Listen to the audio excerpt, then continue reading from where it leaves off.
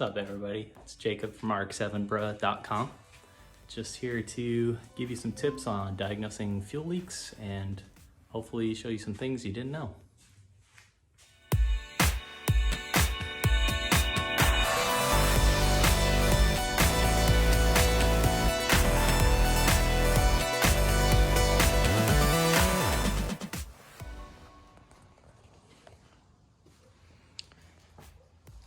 All right, so I've seen a couple people ask about this, and recently I helped some guy, Steven, who had looking for a fuel leak.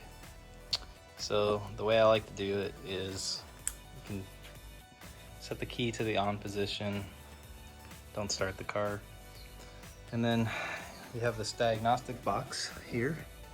See, it says diagnosis on it.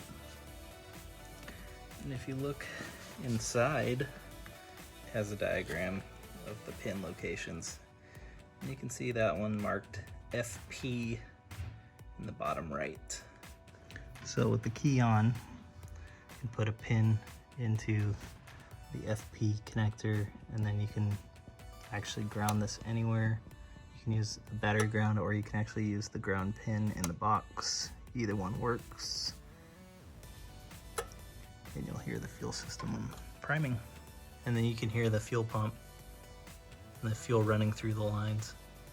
So when you're looking at your lines, you see the blue one, that's your feed line. The red one's your charcoal canister. And the other one is your return line. It's kind of buried underneath. You can see the return line here. So when you run the fuel pump like that, what it does is it pressurizes the fuel system, which allows you to check for leaks.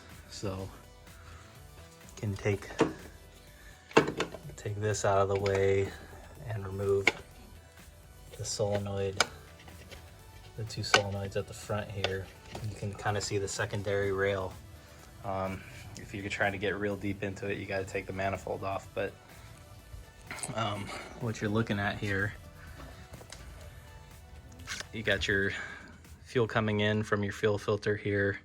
It's going through this line, and then it's going, this is kind of an exploded diagram. It's going across the back of all these solenoid rack to your primary injectors, which are here. But right before it gets there, at the front of the primary rail is the fuel pulsation dampener, which is known to leak. If it's never been replaced on your car, highly suggest you replace it. Some people will suggest you delete it. You could do your research on that and decide for yourself. I'm not going to tell you what to do. But once it goes through the primary injectors, there's a small hose line that runs to the secondary rail here.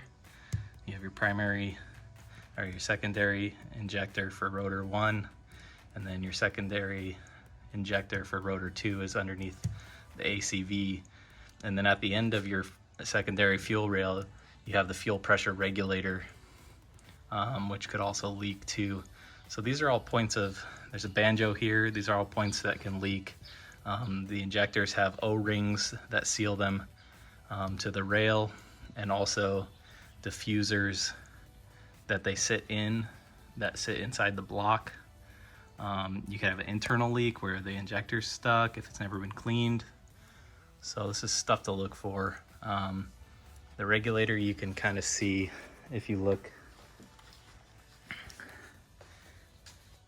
It's down in there, and you'll be able to see it if you look. You can use a small mirror to kind of see the back side of the fuel rail too. But yeah, just jumpering that FP pin to the ground pin in your diagnosis connector, that'll pressurize your fuel system. You can keep it running, and it'll return fuel back to the tank also, so it'll be running through.